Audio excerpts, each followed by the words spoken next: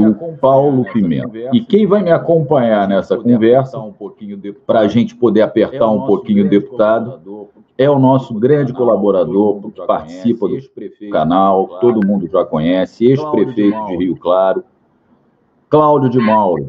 Cláudio, é uma alegria estar com você e eu já vou botar na tela não só o Cláudio, como o próprio Paulo Pimenta, agradecendo muito e, como sempre, a participação dele aqui no canal. Ele sempre é muito gentil em nos atender, sempre que ele pode, ele nos atende. Então, muito obrigado, deputado.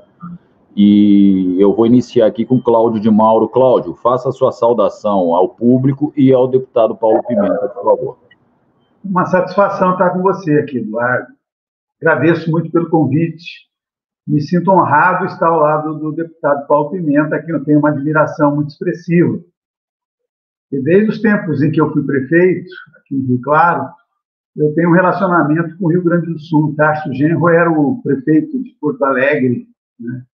E nós realizamos aí o primeiro Fórum Social Mundial, que hoje, essa semana, terá a sua completará 20 anos. Então, uma satisfação ter o Paulo Pimenta conosco. E eu gostaria muito que ele falasse um pouco para a gente a respeito do fórum. Se ele vai participar do fórum, como é que ele vê a realização do fórum. Porque originalmente o fórum tinha toda uma estrutura. Agora é virtual. Né? Naquele momento, nós tivemos, inclusive, o Eduardo, lá em Porto Alegre, a primeira reunião com o Boaventura Souza Santos, criando o Fórum de Autoridades Locais. Eu participei dessa criação junto com o Tarso. Mas é isso aí. Então, muito obrigado, Eduardo, pelo convite. Muito obrigado, deputado Paulo Pimenta, pelo seu trabalho, pelo seu empenho. E gostaria de ouvi-lo na hora que for possível. Não, maravilha, Edmauro. Eu vou só pedir a todas e todos que estão nos assistindo, quem não for inscrito no canal, por favor, se inscreva no canal Resistentes, é só clicar em inscrever-se, compartilhe essa live em todas as suas redes sociais e grupos de WhatsApp, dê aquele joinha e toque no sininho para você ser notificado de todos os vídeos que o canal produzir. Se você for assistir esse bate-papo em outro canal, como por exemplo no canal do próprio deputado Paulo Pimenta, além de se inscrever no canal dele, que é o canal da Resistência, se inscreva aqui também no canal dos Resistentes. Tá bom, pessoal? Paulo, então eu já te agradeço muito, faz uma saudação inicial e já trata um pouco dessa indagação do Mauro, por favor, a respeito do Fórum Social. Seja muito bem-vindo, meu amigo. Boa tarde, Eduardo. Boa tarde, Cláudio. Para mim é uma alegria poder estar aqui com vocês. Que pese todo esse momento tão delicado, tão difícil que o país está vivendo, tem momentos que a gente encontra essa energia, né? Essa parceria tão necessária que nos dá a força para poder seguir em frente aí nesse momento, né? Eu tenho uma amizade muito grande, Cláudio, com o Tarso Genro. Eu conheci o Tarso Genro ainda quando eu era estudante da Universidade Federal de Santa Maria e o Tarso foi o nosso candidato a deputado federal constituinte em 1986. Convivi muito com o irmão do Tarso, chamava-se Adelmo Genro Filho, brilhante jornalista, filósofo, faleceu muito novo. Boa parte da minha formação política se deu junto com ele, aprendi muito com ele. E o Tarso está sempre ligado, sempre inovando. Agora ele está promovendo aí, tem um instituto agora, Novos Paradigmas, está promovendo uma série de palestras, tem uma relação internacional forte com Portugal, com a Espanha. E eu conheço todo o pessoal que está na organização do fórum, nós estamos integrados também, né, no fórum virtual. E boa parte do pessoal que está na organização do fórum é o antigo pessoal do Fórum Social Mundial, que nunca deixou, né, esse trabalho parar. Então, nós estamos, sim, estamos juntos, estamos integrados e é um prazer muito grande poder estar aqui com vocês, compartilhando com esse grande público, né, essa oportunidade de debate com vocês. Maravilha, Paulo. Cláudio, você quer fazer algum comentário, engatar uma nova pergunta a ele, por favor, Edmauro? Sim, na verdade, quer dizer, a importância do Tarso naquele momento, depois do Raul Ponte também, e agora estou vendo o Rosseto está participando, inclusive, em processos, se manifestando a respeito, né? Inclusive, viu, Paulo Pimenta, o canal Resistentes, juntamente com o coletivo dos atingidos pelo coronavírus de Uberlândia, do qual eu faço parte, né? Eu sou um dos criadores, sou um dos participantes ativos, né? Juntamente com o canal Diálogo, com a revista Diálogos do Sul, o Paulo Canabrava, né? Bem, mas também a Emília Maricato e também a Luísa Erundina devem participar conosco no dia 27, às 14 horas, de uma mesa redonda, que vai tratar da revolução e democracia nas cidades. Nós queremos discutir as cidades, o papel que as cidades têm para essa transformação. Porque as cidades estão muito afetadas nessa questão da coronavírus, como você colocou muito bem, e aqui já vai o nosso abraço carinhoso para todas as famílias, né, de pessoas que perderam seus parentes, seus próximos, né? E todos nós temos alguém, a média distância, pelo menos, né? Então, eu queria ouvir você um pouco sobre isso, quer dizer, essa relação do Fórum Social Mundial com a questão do lugar das cidades, a possibilidade das transformações através da cidade. Qual é o papel das cidades? Como é que você vê as cidades nesse processo de transformação, Paulo? Olha, eu fui vereador, né? Fui vice-prefeito, sou de uma cidade do interior do Rio Grande do Sul, sou de Santa Maria, né? Sou uma pessoa que tem fortes vínculos, né, com o dia a dia da nossa cidade. Eu costumo dizer, quando eu visito os municípios, e agora durante a campanha eleitoral, eu repeti muitas vezes isso, a cidade é o palco da vida real, o palco da vida concreta, né? As pessoas, pode parecer meio estranho o que eu vou dizer, as pessoas não moram nos países nem nos estados, as pessoas moram na cidade, né? Quando o cidadão ele liga a televisão e ele vê assim,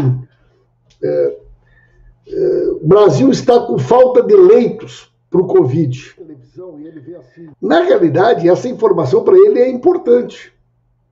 Mas para ele mais relevante é saber se aonde ele mora, se na região onde ele mora, tem leito ou não.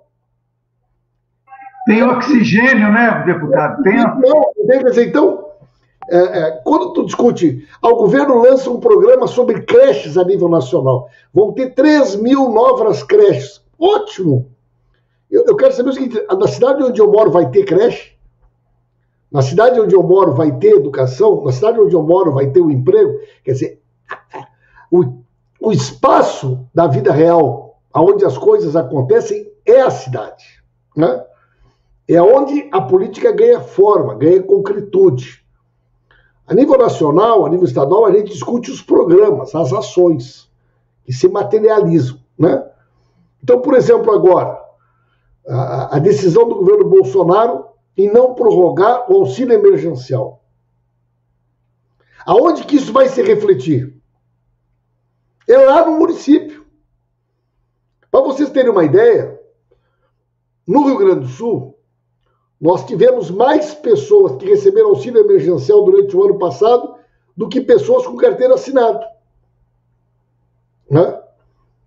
Para vocês terem um número de referência, em Santa Maria, nós não temos 4.000 famílias, não temos 4.000 famílias que recebem o Bolsa Família. E 69.000 pessoas receberam auxílio emergencial. E nós estamos agora no primeiro mês sem o auxílio emergencial. E nós estamos com uma taxa de desemprego altíssima. E as parcelas do seguro-desemprego das pessoas que foram demitidas lá em junho, julho, também acabaram em dezembro. E as políticas de apoio a micro, pequenas empresas, médias empresas, que garantiam o pagamento de uma parcela, também não existem mais. E onde é que isso vai se refletir? Vai se refletir no município. A fome, o desemprego, o desespero, a desesperança, a falta de perspectiva na vida das pessoas, é na cidade que nós vamos sentir. Então, eu acho muito importante que a gente discuta o tema das cidades, né? Porque ele é, como eu digo, a pauta real né? É o palco da vida real, onde as pessoas vivem e precisam ter respostas e políticas públicas para os seus sonhos, para as suas demandas e para os seus desafios.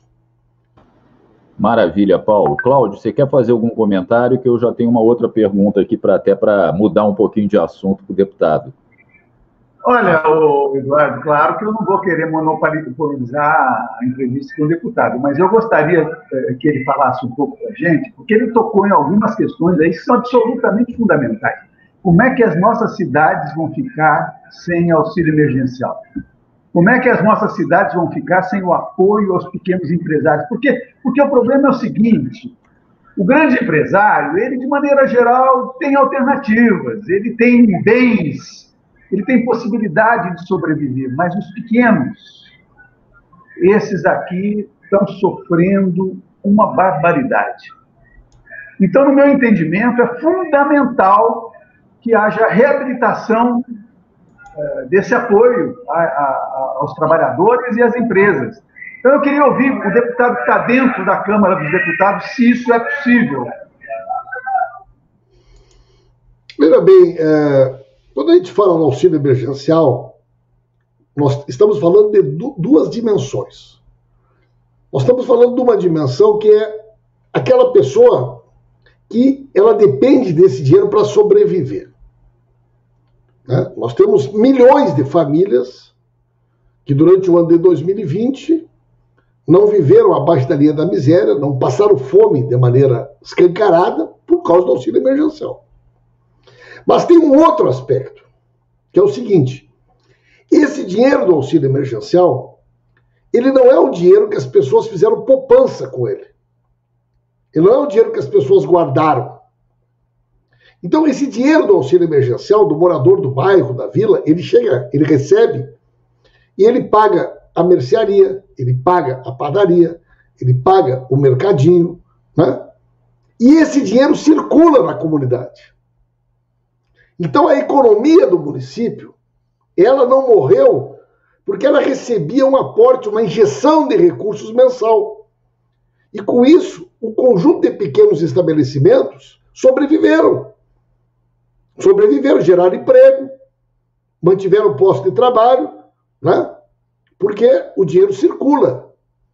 Né? No capitalismo, né, a gente sabe que uma das questões fundamentais é a circulação do dinheiro. Por isso que a superacumulação do capital inviabiliza o próprio capitalismo.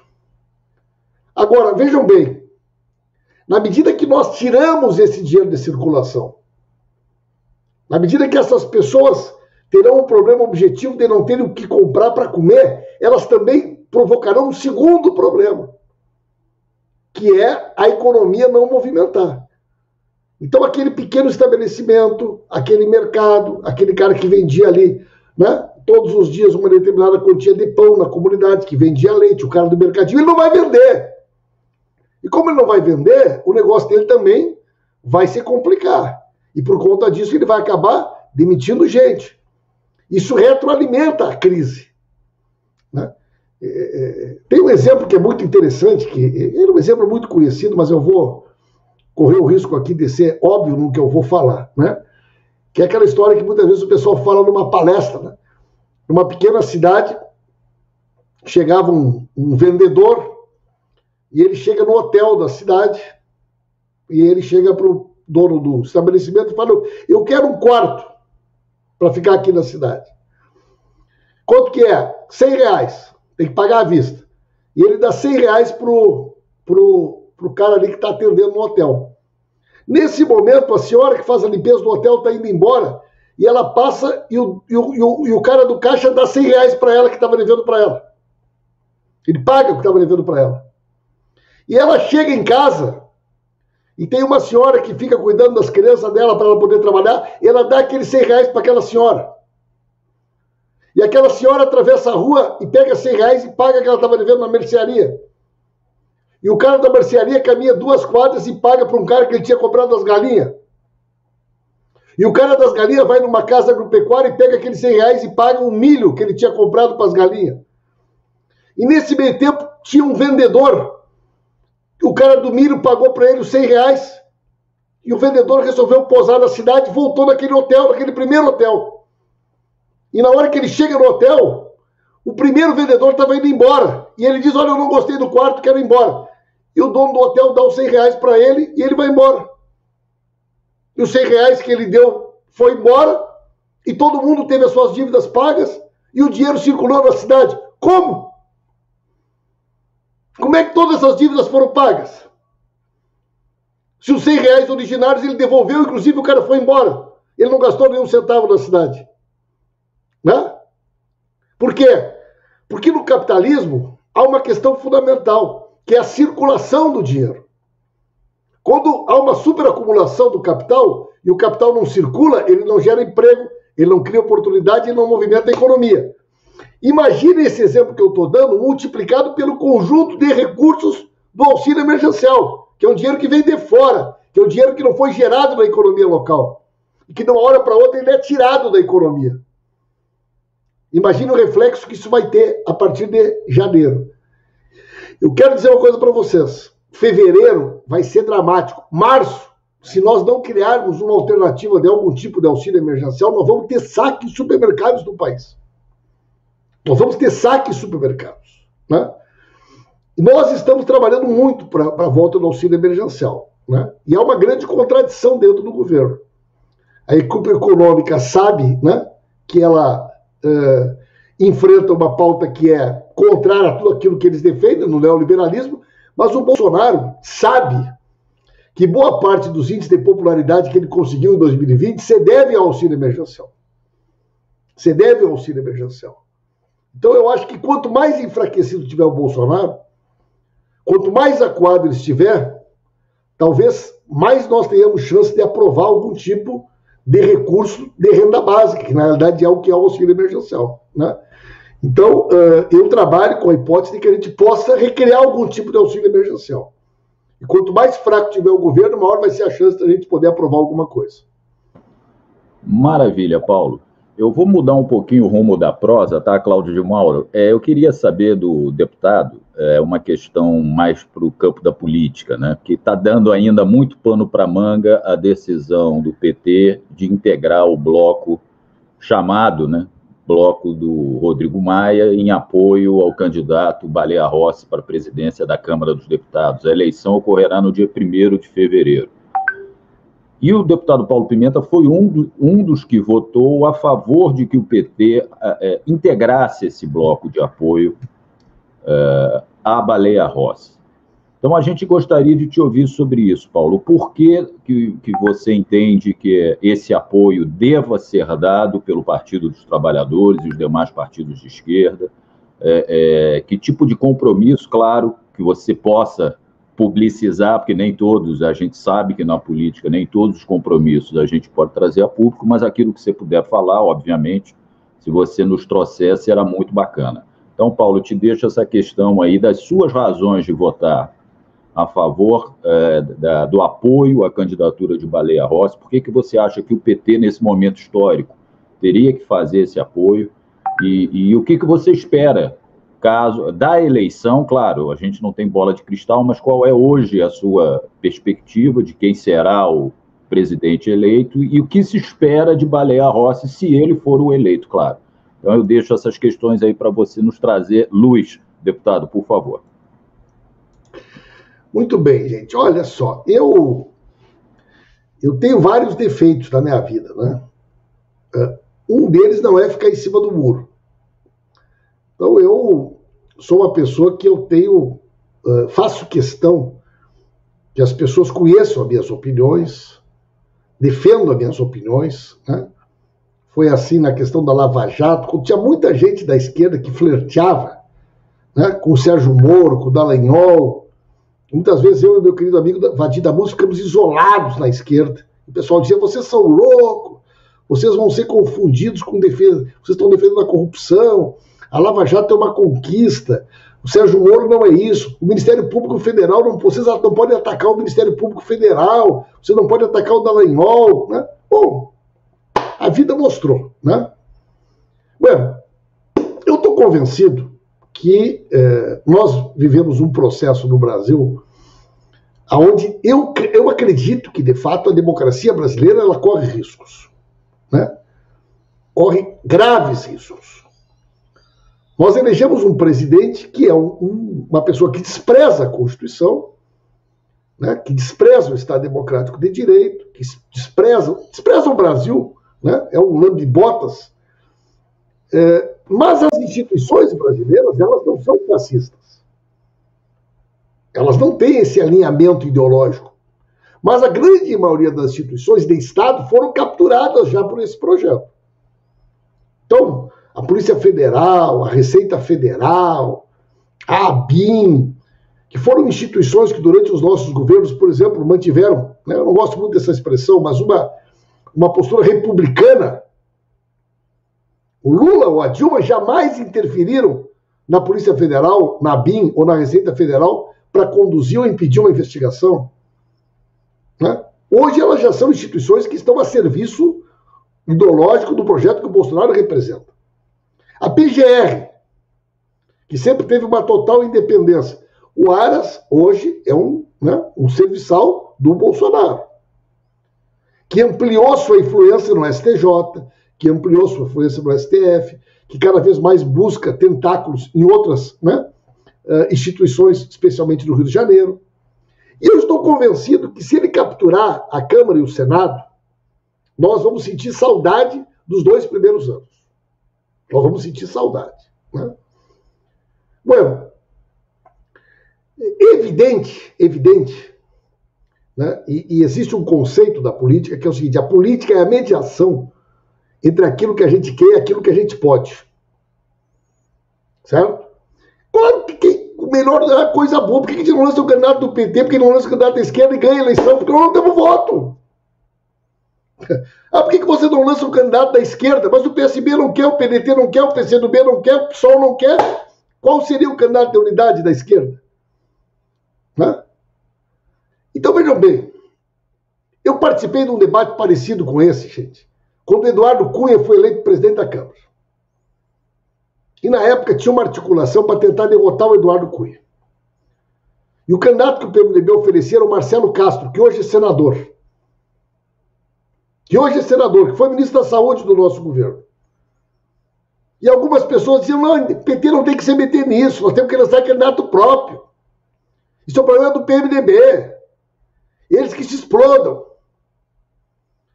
Vocês sabem me dizer, inclusive vocês que estão me ouvindo, quem foi o candidato do PT a presidente da Câmara naquela eleição? Você sabe quantos votos nós fizemos? Qual foi a conquista para a democracia do PT ter lançado o candidato próprio naquela eleição? Qual foi o direito dos trabalhadores e das trabalhadoras que foi assegurado? Qual foi a conquista para a soberania? Qual foi o resultado prático? Alguém sabe me dizer aqui? Alguém sabe quantos votos o PT fez? Alguém sabe quem foi o candidato? Eu aposto que 90% aqui nem sabe quem foi o candidato. Deu 3 dias de manchete, eu sei quem foi. E o Eduardo Cunha ganhou a eleição. E a Dilma foi caçada. Será que teria sido diferente se nós tivéssemos derrotado o Eduardo Cunha? Será que tanto faz que naquele momento a gente achou melhor lançar o candidato para marcar posição? Ou nós deveríamos ter construído uma ampla unidade, não com o candidato dos nossos sonhos, mas que pudesse impedir a vitória naquele momento, daquele perverso ser que era o Eduardo Cunha? Eu estou convencido que o Arthur Lira é o Eduardo Cunha da vez. O Arthur Lira é o Eduardo Cunha da vez. Então, gente, eu respeito quem pensa diferente. Mas fazer o jogo de dividir a possibilidade de construir uma frente ampla para derrotar o candidato do Bolsonaro é tudo que eles querem, gente. É tudo que eles querem. Então, se nós pudermos ter alguns acordos mínimos de defesa da democracia, de defesa da Constituição, de defesa do Estado Democrático de Direito, das pautas dos direitos civis, que impeçam retrocessos, que impeçam a autonomia do Banco Central, qualquer nova privatização, aprovação do excludente de ilicitude para os policiais e tantas outras coisas, isso é alguma coisa importante ou não é? Aí alguém ontem num debate assim para mim, mas vocês não colocaram a taxação das grandes fortunas. É verdade, não colocamos.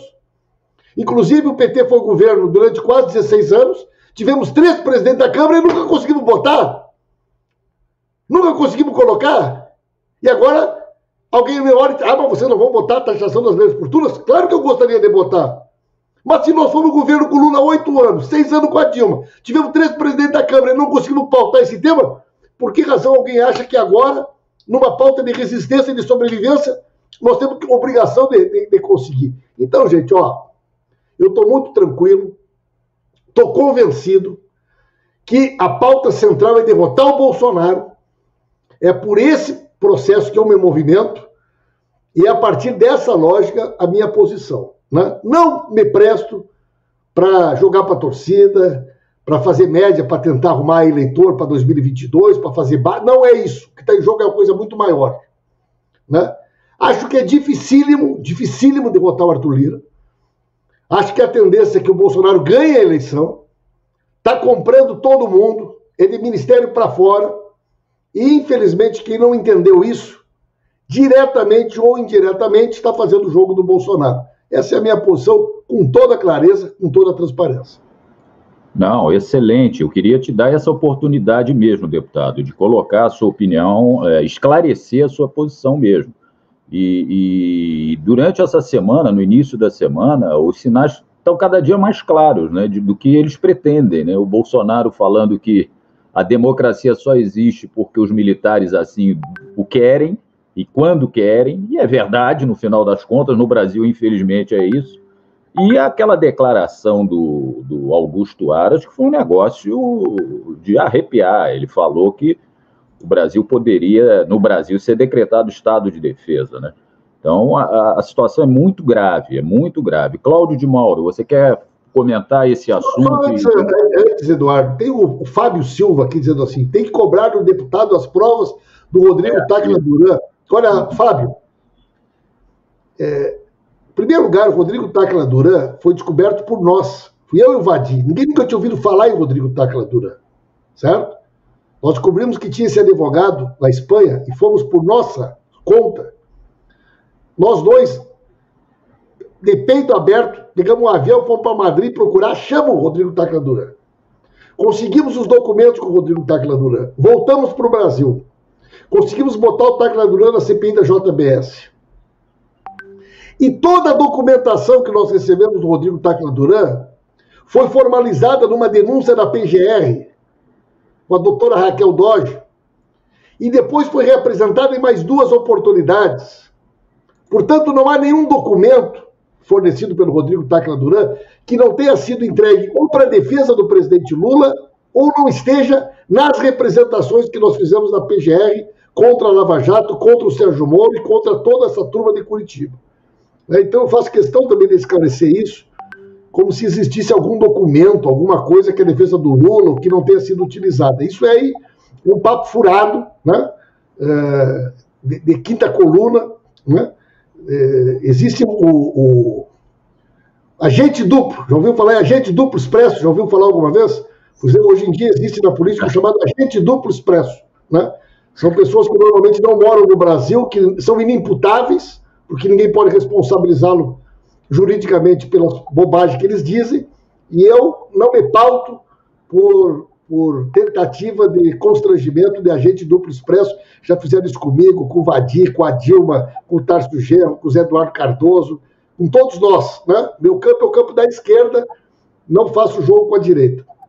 Maravilha. Antes de passar para você, Cláudio de Mauro, deixa eu esclarecer, pedir um esclarecimento também rápido ao deputado Paulo Pimenta, sobre 2 questões. Eu estou aqui vendo e agradecer muito, viu, deputado, que o seu canal está transmitindo a nossa live, o nosso bate-papo aqui, e reiterar o pedido de quem está assistindo no canal do deputado que venha aqui também se inscrever no canal Resistente. E tem muita gente aqui no chat do seu canal. No Facebook também, tem muita gente no Facebook acompanhando. Muito bacana. Então você que está no Facebook... se inscrever no teu canal aí, Eduardo. Isso. Você que está no Facebook, tanto do nosso canal quanto no canal do deputado Paulo Pimenta, vem aqui no YouTube e se inscreva nos 2 canais, por favor. Deputado, tem muita gente no seu chat preocupada com a saúde do presidente Lula.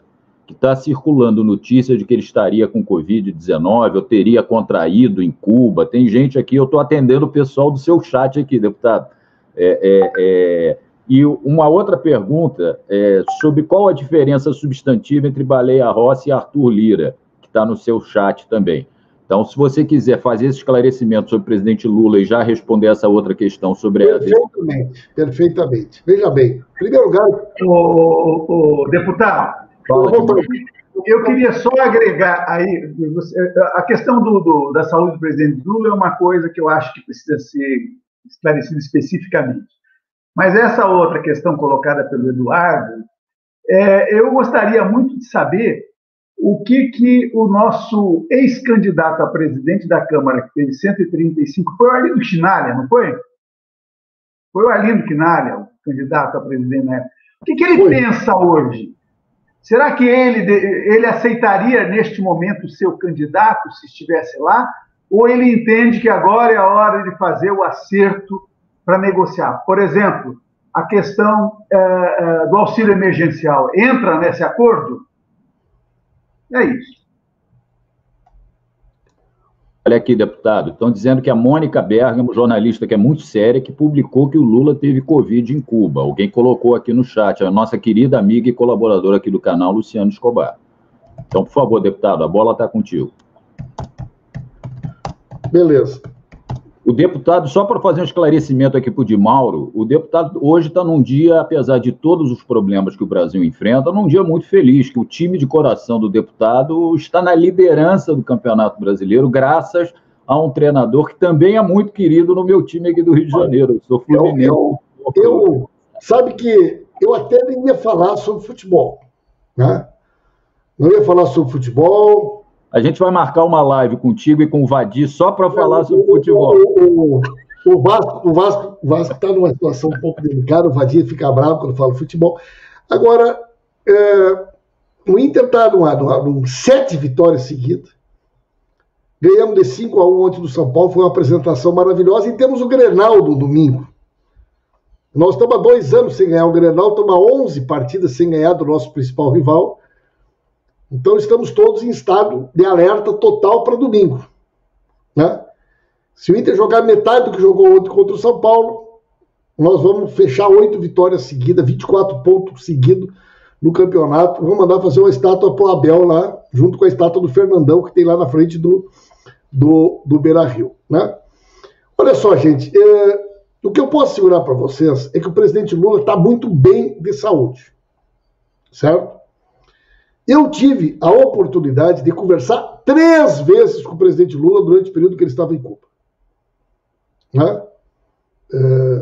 As 3 vezes partiu dele a iniciativa. Me sinto muito honrado, me sinto muito prestigiado, né? No dia 24 de dezembro, eu estava em casa de noite, tocou o telefone, eu atendi, era o Lula me ligando de Havana, né? Semana passada nós conversamos longamente, o dia que saiu aquela notícia sobre o almirante Otton, certo? E se o presidente teve ou não Covid, vocês podem ter certeza que ele teve todo o cuidado para que não ocorresse qualquer tipo de tentativa de exploração de nenhum tipo dessa questão, né? E agora ele retornou para o Brasil, com certeza, no momento que ele achar oportuno ou adequado, se ele, né, entender que ele deve dar alguma informação, deve dar algum esclarecimento, ele vai dar, né? Então, eu acho que o presidente Lula teve esse cuidado. Ele está muito bem de saúde, eu falei com ele há poucos dias, né? Voltou muito animado, né? Voltou muito entusiasmado com tudo que ele viu, com tudo que ele discutiu, né? Foi lá gravar um documentário com o Oliver Stone, e é isso, né? Sobre o Baleia Rossi e o Arthur Lira, gente, vejam bem. Uma coisa, gente, é a gente ter adversários políticos. Nós fomos adversários políticos do Fernando Henrique Cardoso. Nós fomos adversários políticos do Sarney. Nós fomos adversários políticos do Itamar Franco. Vocês lembram de algum desses partidos, talvez, ter usado a BIM para montar uma estratégia de defesa de crimes ligados à família, com fortes relações com o crime organizado, com a milícia, com a máfia? Vocês têm notícia de que algum desses nossos adversários se utilizava da Polícia Federal, da Receita Federal, para uma estratégia de aniquilamento dos seus adversários, de perseguição, né? Quer dizer, o Bolsonaro, gente, a extrema-direita, eles não nos reconhecem enquanto um adversário político. Eles não nos reconhecem como porta-vozes de um pensamento diferente do deles, mas que deve ser respeitado, como nós temos que respeitar aqueles que pensam diferente de nós. A extrema-direita, ela entende que nós temos que ser aniquilados. Aniquilados. Nós, os blogs progressistas, os movimentos sociais, qualquer pessoa que pensa diferente. Quem tinha alguma dúvida sobre isso, talvez tenha assistido o que aconteceu em Washington no dia 6 de janeiro. Nós só não tivemos um golpe nos Estados Unidos porque as Forças Armadas não embarcaram na canoa do Trump. Quanto mais acuado o Bolsonaro estiver, mais perigoso ele é. Por que deu essa declaração essa semana, gente? Quando ele diz: quem decide se um país viverá numa ditadura ou numa democracia são as Forças Armadas. O que o Bolsonaro quer dizer com isso? Né? Então, o que eu posso dizer para você é o seguinte: do ponto de vista da pauta econômica, eles praticamente não têm diferença. E não vamos ter ilusão com relação a isso. Mas há uma diferença substancial no que diz respeito à defesa da Constituição, do Estado Democrático de Direito, das garantias e liberdades individuais. É evidente que há, gente. Esse debate, gente, esse debate não é um debate novo na esquerda. No mundo, não é um debate novo na esquerda do mundo. Existe um célebre debate que aconteceu na esquerda mundial, na Primeira Guerra e na Segunda Guerra Mundial. A esquerda, nesses dois momentos, inclusive, criou dissidências que surgiram outras internacionais socialistas. E qual era o debate naquela época? Em 17, na Primeira Guerra Mundial, se os comunistas e socialistas deveriam participar dos exércitos nacionais ou não. E na Segunda Guerra Mundial era: a esquerda deve se aliar à social-democracia para impedir o avanço do fascismo ou não? Esse debate teve na Alemanha, esse debate teve na Itália. Depois esse debate existiu na França. E depois ele se repetiu quando nós tivemos a ditadura franquista na Espanha, onde se criou uma das maiores coalizões internacionais de democratas de todas as vertentes para tentar impedir o avanço do franquismo. E depois ela se repetiu em Portugal, quando Salazar tomou o poder. Em todos esses momentos esse debate se colocou. E em várias oportunidades se constituiu um conceito que é o seguinte: nós não precisamos estar na mesma trincheira para atirar na mesma direção. Nós não precisamos estar na mesma trincheira da social-democracia ou da centro-direita para atirar na mesma direção. Nós não estamos fazendo nenhum acordo eleitoral, nós não estamos abrindo mão de nenhum princípio, nós não estamos abrindo mão de nenhuma pauta. O que nós estamos dizendo é o seguinte: há uma questão central na conjuntura. E essa questão é deter o avanço do fascismo, é deter o avanço da extrema-direita, é deter a tentativa de desmoralização da Constituição. O Bolsonaro já está dizendo, gente, que se não tiver voto impresso não vai respeitar o resultado da eleição.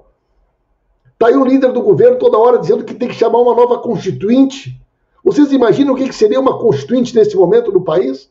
A elaboração de uma nova Constituição sob o controle das instituições na mão do Bolsonaro? O que sobraria da Constituição de 88? Então, gente, nesse momento, nós temos que ter uma ampla frente no país. Vejam o PSOL, gente. O PSOL deu 5-5 na bancada. Olha a manifestação ontem do Caetano Veloso e de vários outros artistas que apoiaram o Boulos, que apoiaram o Lira, dizendo: gente, a hora é de unidade do país para impedir o avanço do fascismo, de impedir o avanço da extrema-direita. O PT não se isolou, o PT fez um movimento com o PSB, com o PCdoB, com o PDT, com a Rede, e metade do PSOL votou com essa posição, gente. Então eu quero falar para vocês o seguinte: sabe, se tem uma decisão que eu tomei com convicção, e eu estou muito tranquilo que nesse momento é a melhor decisão para o país, é nós não fazermos o jogo do Bolsonaro, não dividirmos esse amplo movimento e tentarmos algo que vai ser muito difícil, que é derrotar a candidatura do Bolsonaro. O seu depoimento, além de ser esclarecedor, é dramático quando você disse anteriormente que as chances de derrotar o Arthur Lira hoje são muito pequenas, né? Tomara que isso a gente consiga reverter até lá. De Mauro, por favor, fica à vontade, meu amigo. Olha, eu vou deslocar completamente a conversa, né? Porque a gente tem que explorar o deputado Paulo Pimenta, ele era uma fonte importantíssima. E eu tenho muito carinho por Santa Maria, viu, deputado? Aí vocês têm uma universidade federal de altíssima qualidade, tem um livro publicado junto aí com o Adriano, no Instituto de Geografia aí da universidade, né? Então, eu tenho um carinho extraordinário por vocês aí. E numa das festas que aconteceu aí em Santa Maria, na época em que eu estava saindo da prefeitura, quando eu fui prefeito, eu estive abraçando o Olívio Dutra, na época, como governador do estado. Ele estava aí numa festa, acho que em mês de julho, uma festa que vocês têm aí, anual. E eu fui lá e estava lá o Olívio me reconheceu, porque ele ia muito a Rio Claro, onde eu morava e onde eu era prefeito. E nós tivemos um excelente diálogo. E eu tenho um carinho muito especial pelo Olívio, por causa do Ministério das Cidades, a importância que ele teve com o Ministério das Cidades. Nós temos que agradecer ao Olívio essa história que ele deixou para nós, né? E que ele continue aí na luta. Mas o que eu queria conversar com você agora, deputado, é sobre vacina e Covid. Eu estou vendo agora que nós temos a possibilidade de ter acesso à Sputnik V, né? Não está na hora de quebrar patentes? Será que nós temos competência para atuar nessa direção e, consequentemente, resolver o problema de ter disponibilidade do número de vacinas necessárias para vacinar a população brasileira? Porque não adianta essa meia dúzia de vacinas que tem até agora, de doses que tem até agora, é bom, muito bem, claro, foi um avanço, mas é muito pouco, isso não vai resolver nada. O que nós vamos fazer, deputado? Como é que nós vamos resolver o problema da disponibilidade de vacinas? Vamos quebrar algumas dessas possibilidades ou não? Muito bem, olha só, gente. Mauro, essa festa que fizeste referência é uma feira de economia solidária que ocorre em Santa Maria sempre no mês de julho. Isso Santa Maria tem um trabalho muito forte de economia solidária, né? Tem um trabalho que foi criado por uma pessoa que foi uma grande referência religiosa e política para todos nós, que foi o bispo Dom Ivo Lochaister. Ele que criou esse movimento. Esse bispo, os mais antigos sabem, teve um papel fundamental como secretário-geral da CNBB. Ele e o primo dele, Dom Aloysio Lochaister, são figuras que tiveram um papel muito importante no Brasil, no enfrentamento da ditadura. E ele criou um trabalho muito forte, né, de economia popular, né, de microcrédito. E com certeza foi esse evento que tu estiveste participando lá, que ocorre todos os anos no mês de julho, né? E ocorre até hoje, uma feira internacional de economia solidária, né? Primeiramente, eu entendo, gente, que tem duas pautas do ponto de vista do cotidiano da população que são centrais. A primeira, nós já conversamos sobre ela aqui, que é a questão do auxílio emergencial, né? Eu acho que a prorrogação do auxílio emergencial ela é decisiva para evitar um caos total do ponto de vista econômico no país a partir, principalmente, do mês de março, né? Eu costumo dizer que o Brasil está vivendo uma tempestade perfeita. É uma crise econômica, uma crise sanitária e uma crise política pela inexistência de governo, né? Então, um dos aspectos centrais hoje é garantir que o povo tenha o que comer. Isso é auxílio emergencial. A segunda questão é um amplo plano, um amplo programa de vacinação. Vejam que situação nós estamos vivendo hoje, gente. Vejam a responsabilidade em quem votou no tal do 17 naquela eleição, né? Bom, tanto o Butantan quanto a Fundação Oswaldo Cruz tem acordos de comparação, de troca de tecnologia, de fornecimento de insumos com a China, que sempre foi, né, hostilizada pelo Bolsonaro, pelos filhos, pelo ministro da Educação, pelo Pazuello, gratuitamente. O Brasil nunca teve nenhum problema com a China. A China é um grande parceiro comercial do Brasil. Qual era o interesse do Bolsonaro em brigar com a China desde o primeiro dia? Mostrar serviço para o Trump. Bueno, né? Nós temos outra possibilidade, que era ter uma boa relação com a Índia. E a Índia, Cláudio, propôs, no ano passado, né, que alguns protocolos das pesquisas para a obtenção da vacina tivessem as suas patentes quebradas na Organização Mundial do Comércio. Isso mesmo. O único país em desenvolvimento do mundo que foi lá votar contra, junto com os Estados Unidos, o Brasil. Quer dizer... Para agradar o Trump. Gente, só quem tinha interesse em não quebrar as patentes era a Pfizer, era eu não sei mais quem, as grandes corporações transnacionais, representadas pelos Estados Unidos, representadas pelo Reino Unido, o Brasil foi na OMC para votar contra a quebra de patente e conseguiu inviabilizar o diálogo com a Índia.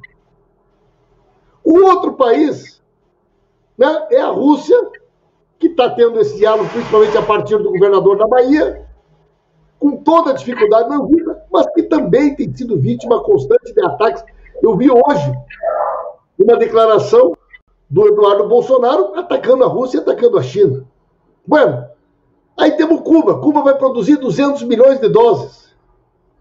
Cuba tem condições de abastecer todo o continente. Mas o Brasil não tem relação com Cuba.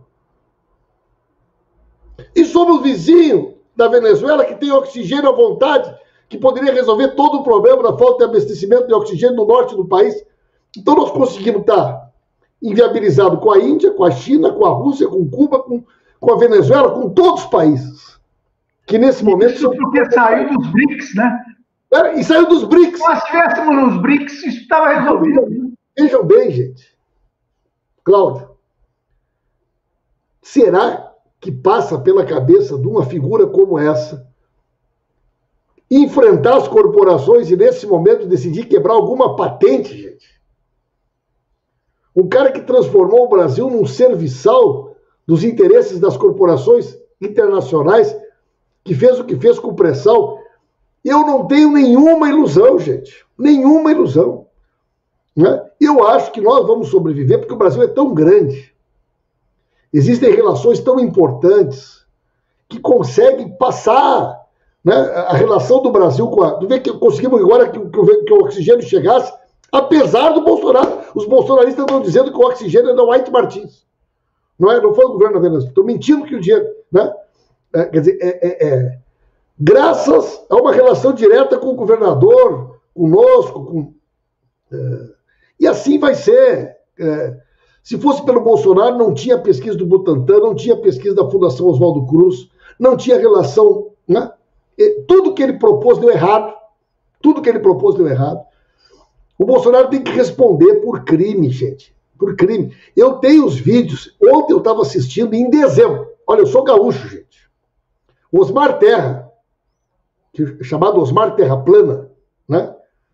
Ele é médico. Ele foi secretário de saúde. Foi ministro. Lá em março, eu ia debater com ele nas rádios e ele dizia assim, só um pouquinho, o senhor é médico? Eu dizia, não. O senhor foi secretário de saúde? Eu dizia, não. O senhor já foi ministro da saúde? Eu falei, não. Bom, então tu me respeita, dizendo para mim. Eu sou médico. Eu não estou falando aqui como político. Eu estou falando como alguém que conhece. Vai morrer mais gente de gripe comum do que de coronavírus. Não vai morrer 800 pessoas. Gripe sempre existiu. Essa doença é uma invenção da mídia. E eu ficava assistindo aquilo e o cara da rádio dizia, deputado Paulo Pimenta, pelo amor de Deus, o deputado Osmar Terra é médico, foi secretário da saúde, né? É uma pessoa que está falando com autoridade, com conhecimento de causa. Era tudo mentira, gente. Era tudo mentira, né? Então, essa gente tem responsabilidade direta em tudo que o Brasil está vivendo. Eu estava lendo ontem um artigo. De cada 3 profissionais de enfermagem que morreram no mundo, 1 morreu no Brasil por Covid. De cada 3. Quais são as causas? Primeiro, falta de equipamento de proteção individual. Segundo, falta de treinamento das equipes. Terceiro, carga horária excessiva. Não tem gente para trabalhar. Gente, olha os 3 motivos. Se lá em janeiro não tivesse vindo com a tese da gripezinha e do resfriadinho, o Brasil não teria condições de ter organizado a sua indústria para produzir luva, jaleco, máscara. O nosso pessoal está levando as roupas para lavar em casa. O Brasil não teria condições de treinar as suas equipes em janeiro, fevereiro, para chegar em março com as equipes em condições de trabalhar. Nós não poderíamos ter nos preparado para... Tem profissionais trabalhando com 7, 8 plantões direto. Porque não tem quem trabalhar. Porque não tem quem trabalhar. Então, tem a digital ou não tem a digital dessa gente para que o Brasil seja o lugar do mundo que mais profissionais de saúde morreram? É claro que tem. Responsabilidade direta. Porque se o governo tivesse tido outra condução, essa tragédia não teria acontecido na proporção. Então não vamos tapar o sol com a peneira. O Brasil não tem... Gente, não tem saída para a crise com o Bolsonaro. Tem que dizer em alto bom som. Não tem saída para a crise com o Bolsonaro. Não tem saída para a crise econômica. Não tem saída para a crise sanitária. Não tem saída para a crise política. E nós precisamos fazer um amplo movimento na sociedade, com setores médios, com setores que não são do PT, que não são do PCdoB, mas que estão dispostos a tentar salvar o Brasil, porque daqui a um ano talvez não tenha o que salvar, gente. Daqui a um ano talvez não tenha o que salvar. Essa é a minha posição. Maravilha, deputado. Eu quero mais uma vez insistir, você que está assistindo esse bate-papo no canal Resistência, que é do deputado Paulo Pimenta, se inscreva lá e venha se inscrever aqui no canal Resistência. Se você estiver assistindo ou for assistir em outro canal parceiro, além de se inscrever nesse canal, se inscreva aqui no canal Resistente, por favor. Eu peço a todas e todos que se inscrevam no canal também, TV Resistência Contemporânea, que são dos nossos queridíssimos amigos Gilbert e Givalbert. E no canal da professora Daniela Araújo, que já deu aqui o seu abraço, já deixou aqui no chat. Ela, inclusive, eu acho que já entrevistou o deputado Paulo Pimenta lá no canal dela também. Deputado, eu quero pegar esse gancho, a gente está encaminhando aqui para o final, e antes da sua resposta, eu vou também passar para o Cláudio de Mauro ver se ele quer agregar alguma coisa. Voltou-se a falar no Brasil em impeachment do Bolsonaro por todas essas questões que o deputado já trouxe aqui, que todo mundo está assistindo. Nesse sábado estão sendo organizadas diversas carreatas em vários pontos do país.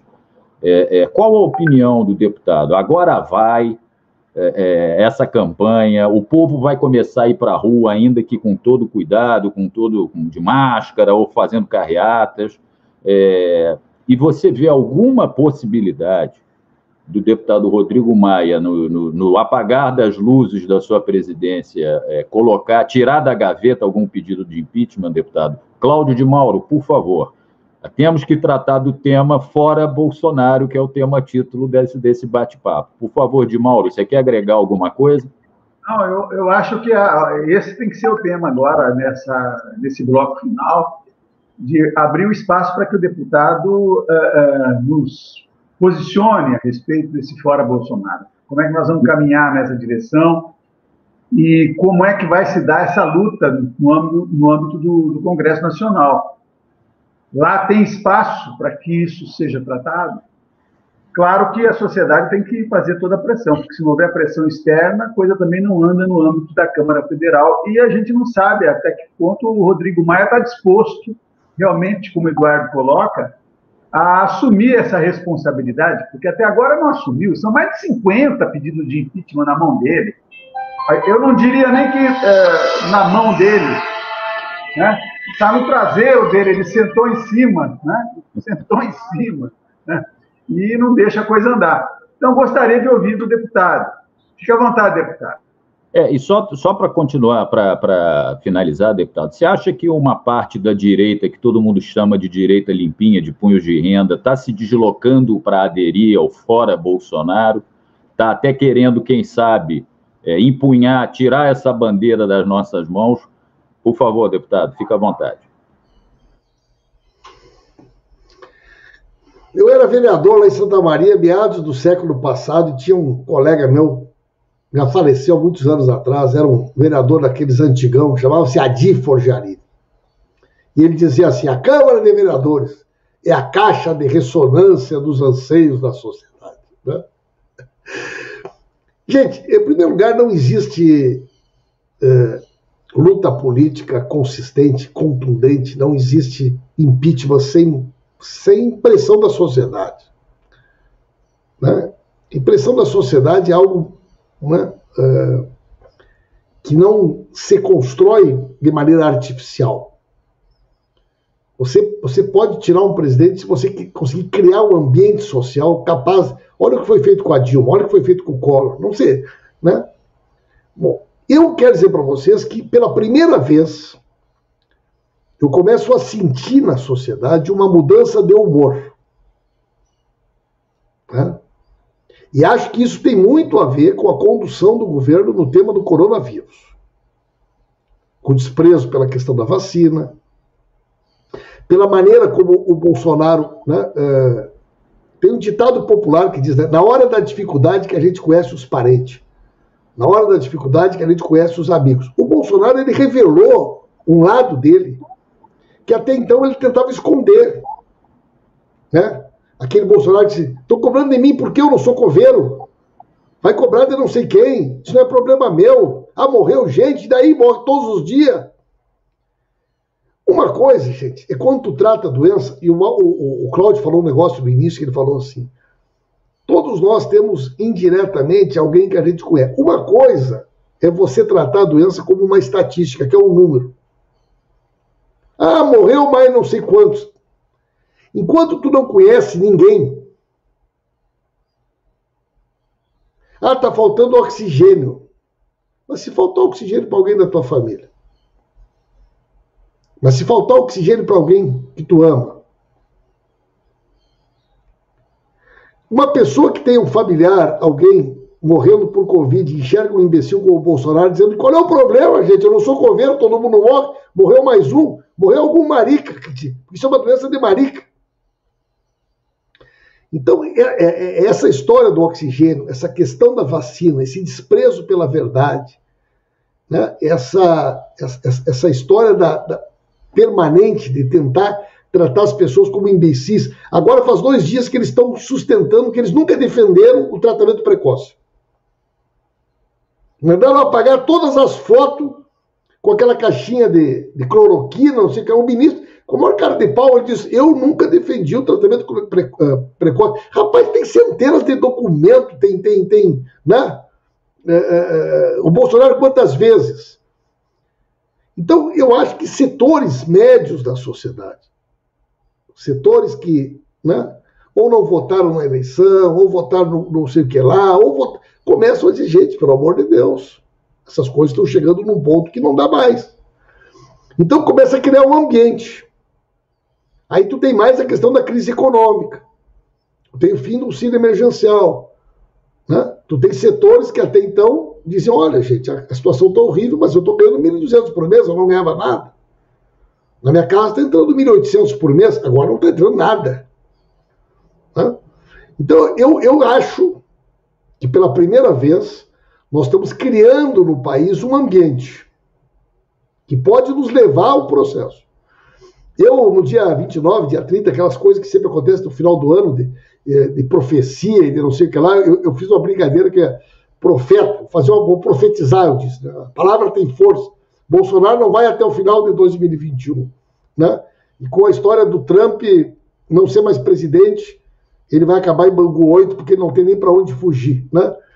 E eu quero dizer para vocês o seguinte, do jeito que as coisas estão avançando, eu acho que sábado pode ser um momento forte do início do fim, né? Então eu acho que nós temos que convocar a população Quem não puder participar pelas redes sociais, nós temos que conversar com as pessoas, nós temos que levar as pessoas a pensar, as pessoas têm que refletir, né? Quer dizer, muita gente votou no Bolsonaro sem saber quem era o Bolsonaro, né?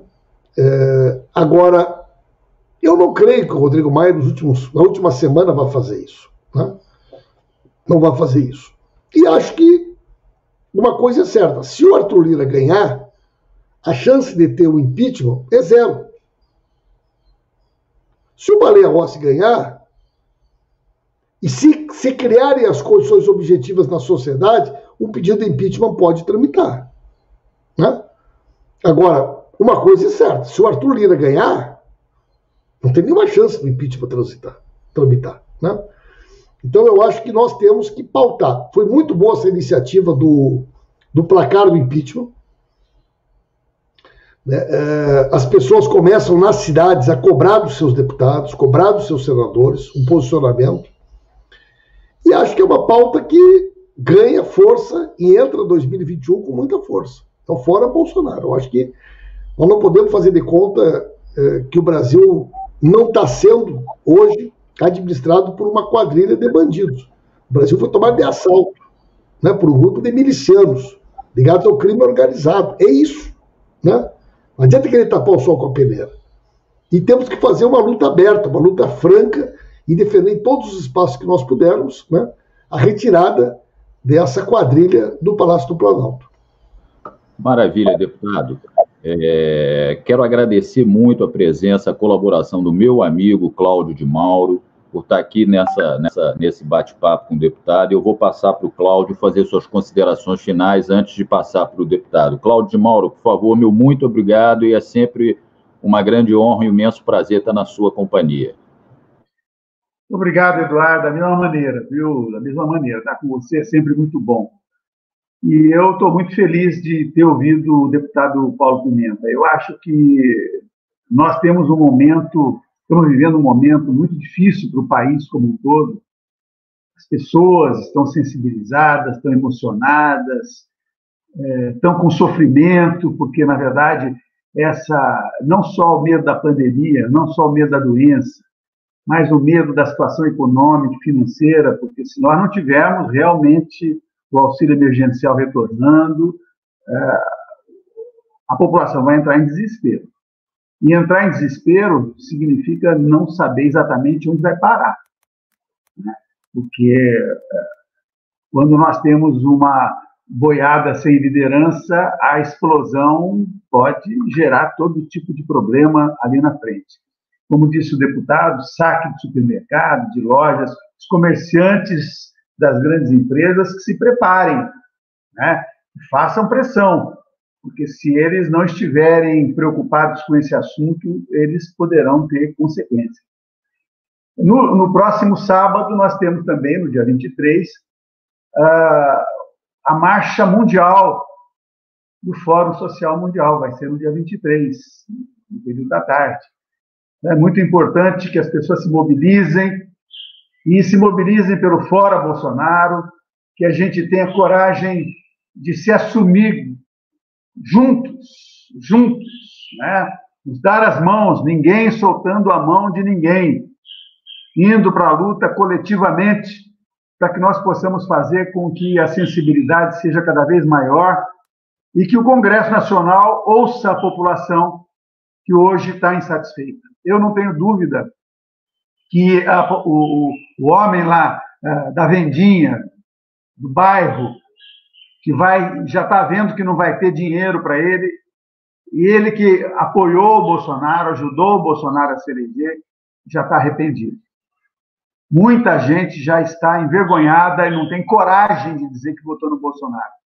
Então, nós vamos precisar fortalecer essa compreensão e, consequentemente, lutar bravamente para que nós tenhamos, sim, uma reação coletiva, a sociedade coletivamente, a população, os movimentos populares, né, os movimentos de periferias do sistema, se mobilizem para que nós possamos contribuir e oferecer esse apoio que é indispensável para que o Bolsonaro seja retirado do governo. Mesmo que venha aí depois o Mourão, O ideal é que fossem os dois, né? Mas nós vamos ter que lutar muito, porque não é fácil que isso aconteça. Mas, Paulo Pimenta, muito obrigado, viu? Muito obrigado. Um abraço para Santa Maria. Um abraço para todos os seus correligionários, para o canal Resistentes, os amigos do nosso canal Resistência, né? E o nosso canal Resistentes. Um abraço, Eduardo. Vamos em frente. Valeu, Dimauro. Eu vou passar para o deputado fazer dar o seu abraço final, agradecendo, como sempre, a participação dele. Eu reitero, ele é sempre muito carinhoso conosco aqui. Toda vez que ele tem um tempo que ele pode, ele destina um pouquinho para nós aqui. Te agradecer muito, viu, Paulo?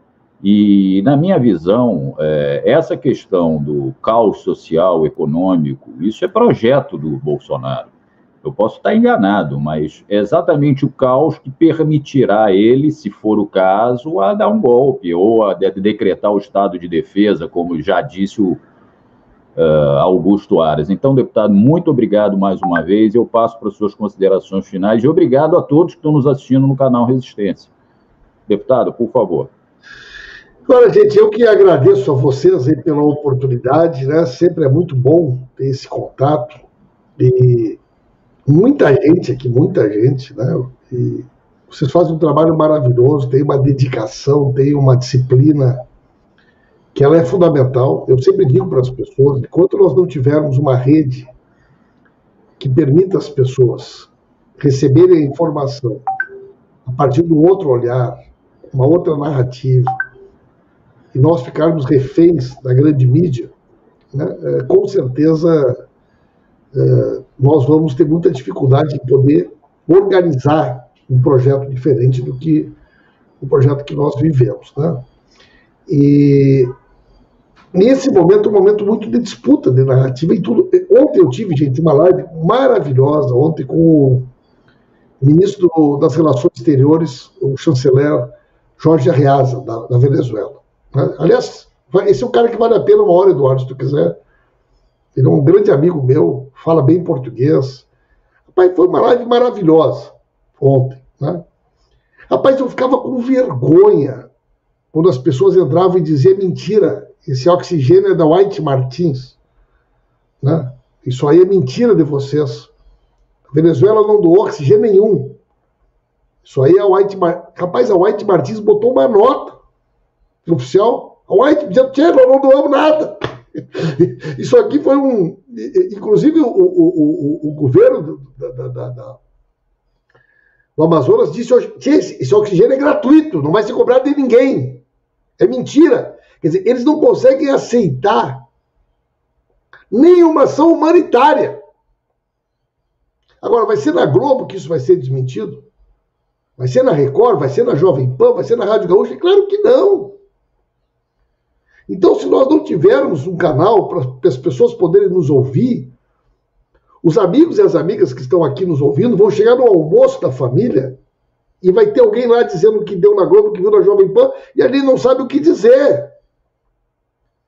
Então, essa oportunidade de conversar com as pessoas, ela é fundamental. Por isso que tem que pedir, pessoal, compartilhem, se inscrevam nos nossos canais, convidem os amigos e as amigas. Vamos criar uma cultura, né, de buscar informação, né, nas redes alternativas, nos nossos blogs, nos nossos sites, porque isso faz a diferença. Então, gente, um grande abraço para vocês e contem sempre comigo e estou sempre à disposição de vocês. Maravilha, deputado. Eu quero só dizer aqui, antes de encerrar, e não é porque eu estou na sua presença não, Paulo Pimenta, você na minha visão, é o único deputado que promove isso, essa rede de canais progressistas. Por exemplo, você no seu canal está transmitindo simultaneamente essa nossa bate-papo. Os outros deputados, até agora, mesmo de esquerda, mesmo do PT, que tem canais no YouTube, não fazem isso. Então eu quero que você mesmo, se puder... Uma coisa que eu quero dizer é o seguinte, tu vê que, como a gente não tinha conversado sobre a eleição da Câmara, eu nem sei a opinião de vocês, entendeu? Quer dizer, aqui não tem nada combinado, aqui é jornalismo real, né? Quer dizer, nós viemos aqui para... Não tem pergunta combinada, não tem pergunta, não pode falar sobre, não pode falar sobre aquilo, que nada, rapaz, aqui nós falamos sobre tudo. E o pessoal pergunta o que quiser, né? Isso que eu acho que é legal. Não, E dentro do canal, os integrantes do canal, tem divergência. Tem gente que apoia o que o PT decidiu, tem gente que é contra, que diz que tinha que apoiar a Erundina, por exemplo. Então, entre nós... É bom isso aí, as pessoas acabam formando a sua opinião. Exatamente, exatamente. Agora, deixa eu só compartilhar, deputado, antes de encerrar, que a notícia a respeito do ex-presidente Lula já está no 247, no site.